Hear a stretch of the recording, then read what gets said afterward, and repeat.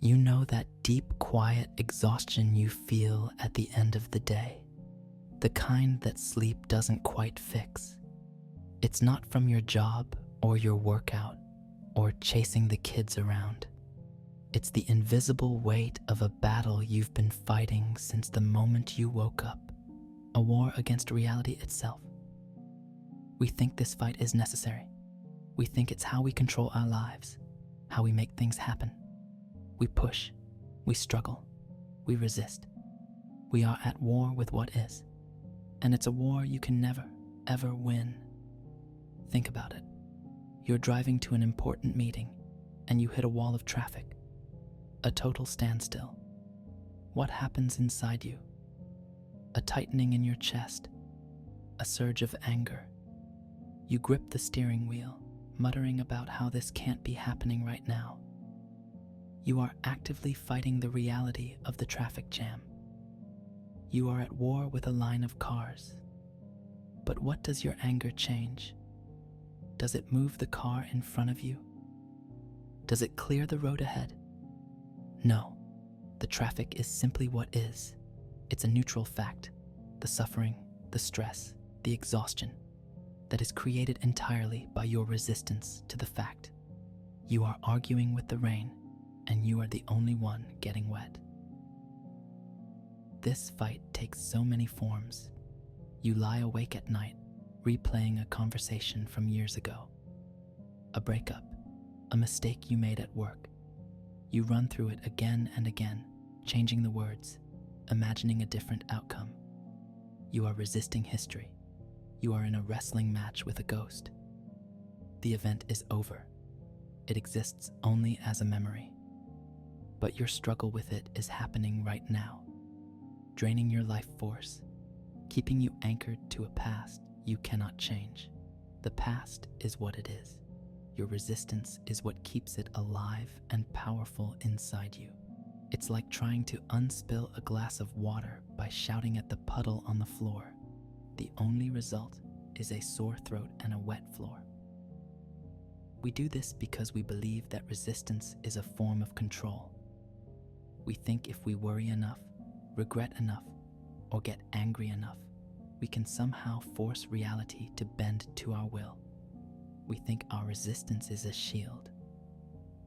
But it's not a shield.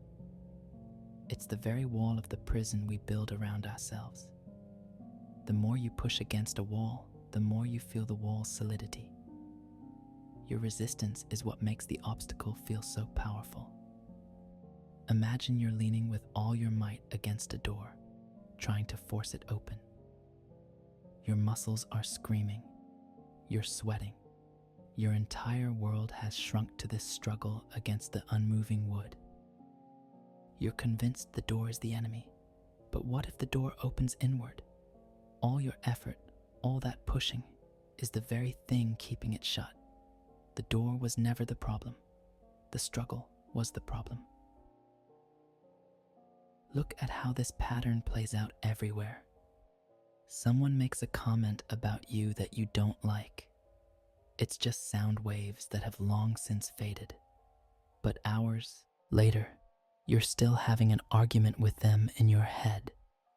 You're crafting the perfect comeback, defending your honor on a battlefield that only exists in your mind. You are resisting their opinion, but their opinion is theirs. It's a part of their reality, not yours. You have no control over it. Your attempt to fight it only gives it power. You are allowing a phantom to live in your head rent-free, and you're paying for it with your own peace. Or maybe you resist your own body. You get annoyed that you're not taller, or that you're getting older, or that you have a certain feature you don't like. You are at war with your own biology, with the fundamental truth of your physical form in this moment.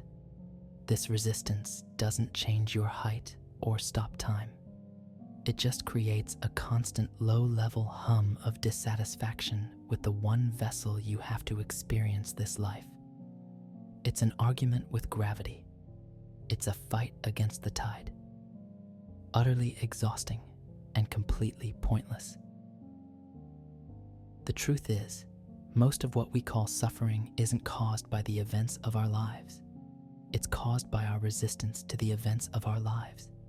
The event is the first arrow. The resistance is the second arrow, the one we shoot into ourselves. The traffic jam is the first arrow. Your rage about it is the second. A past mistake is the first arrow.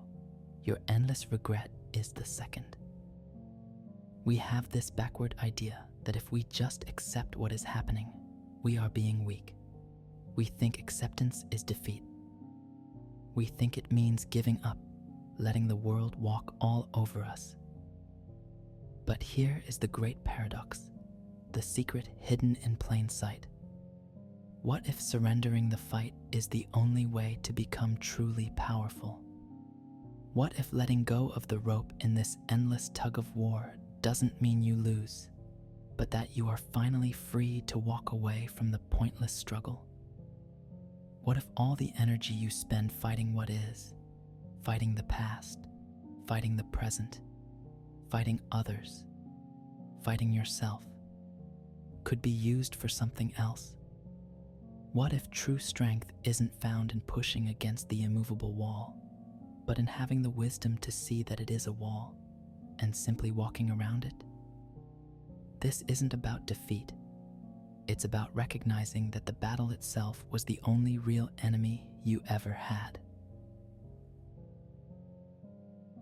When you're in a riptide, the survival instinct is to swim as hard as you can against it, back toward the shore. But that's what drowns you. The swimmers who survive are the ones who stop fighting. They relax, let the current carry them, and swim parallel to the shore until they are out of its grip. They work with the reality of the water, not against it. What part of your life is a riptide that you are trying to swim against? What would happen if, just for a moment, you stopped kicking and just let yourself float? What might you begin to notice when you're no longer fighting for your life against a current that doesn't even know you exist? This is the fundamental misunderstanding that keeps so many of us trapped in a cycle of stress and exhaustion. We think our resistance is what protects us, when it is the very thing that is depleting us. It's the engine that burns our precious fuel on a car that's stuck in the mud, digging us deeper and deeper into the same spot. The real transformation begins with a simple, terrifying, and liberating question. What am I fighting against right now? And what would happen if I just stopped? By the way, our shared space of light and awareness is on its way to 100,000 people. Thank you to everyone who subscribes and brings this moment closer. So, what actually happens when you stop fighting? The first thing you feel isn't weakness, it's stillness. A quiet that you haven't felt in years. And in that quiet, you can finally see the room you're actually in, not the one you were imagining. This is what we get wrong about acceptance. We think it's passive, like lying down and letting a truck run you over. But it's the most active thing you can do. It's a clear-eyed look at the real situation, right here, right now. It is the only place from which you can make a real choice. Imagine you're in a boat on a powerful river. Resisting is trying to paddle upstream against the current. You exhaust yourself. Your arms burn. You sweat and curse the river. And yet you are still being pushed backward. You're losing ground while believing you're fighting for it. Acceptance is not about giving up and letting the river smash you against the rocks. Acceptance is putting the paddle down for a moment. It's looking at the water. It's feeling which way the current is actually moving. And then you pick up the paddle and use the current to steer. You use the river's own power to guide you around the rocks, toward a safe harbor downstream you never would have seen from your struggle. You weren't weaker, you were smarter. You stopped fighting the river and started navigating it. This is the critical shift. All that energy you were pouring into the impossible fight, the rage at traffic, the regret over the past, the frustration with yourself, it doesn't just disappear. It comes back to you. It's a huge budget of life force that was being embezzled by a pointless war. Now, it's back in your account. And what do you do with it? You start to notice things. It's that simple. When your mind is no longer a loud battlefield, you can finally hear the whispers. This is where what people call coincidences or signs begin to appear. They aren't new. They were always there. Your awareness is new. The internal noise of your resistance was drowning them out. It's like trying to listen for a bird singing while a giant alarm bell is ringing in your ear. The moment the bell stops, you can suddenly hear the beautiful, subtle song that was there all along.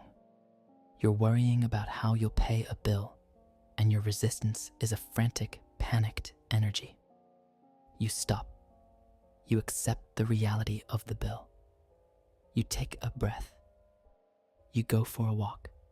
And in that quiet, you suddenly remember a friend mentioned a freelance gig last month. Or you overhear a conversation in a coffee shop about a skill you have. The information wasn't summoned by magic. It arrived because you finally created a space for it to land. You stopped shouting at the problem long enough to hear the solution. Think about how much energy is spent upholding a certain image of yourself. The resistance to being seen as wrong or as a failure or as not good enough.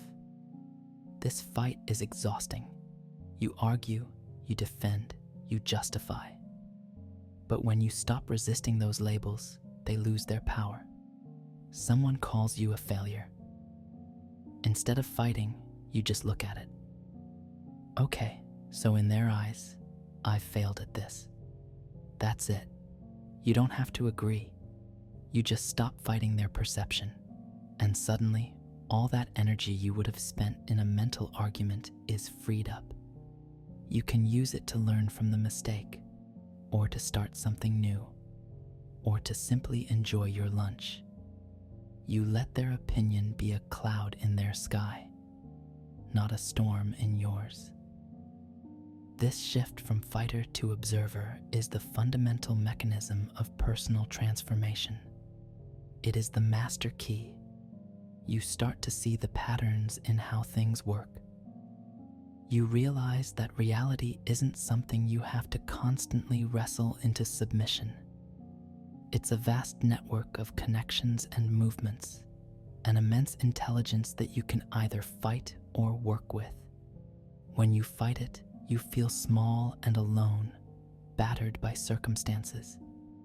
When you stop fighting, you begin to feel like a part of it. You learn its language. The language isn't spoken in words. It's spoken in events, in feelings, in synchronicity. You're at a crossroads in your life, maybe with your career. The old way, the way of resistance, is to force it, to make endless pro and con lists, to poll all your friends, to mentally brute force a decision. It's a struggle. The new way is to accept the uncertainty, to say, I don't know the answer right now. You stop pushing.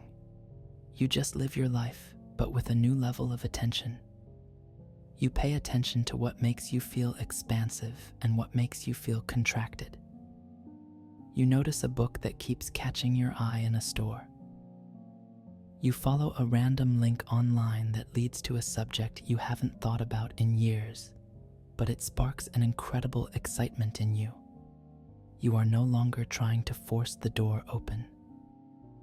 You are simply watching for which doors are already unlocked. This isn't about being lazy or waiting for life to happen to you. It's about acting from a place of clarity instead of a place of panic. Action born from resistance is clumsy and ineffective. It's swinging a bat with your eyes closed. Action born from acceptance is precise, powerful, and often effortless. It's a small, skillful nudge that sends the whole thing moving in the right direction, because you're nudging it in the direction it was already going. You stop being the victim of the story and become the quiet, attentive reader who can finally see where the plot is heading. This is the beginning of a completely new way to live, not as a soldier in a constant war, but as a dancer, moving with the incredible, powerful, and ultimately supportive music of what is. If this video changed something in you, write in the comments, "I stop fighting." Write it as your promise. Nobody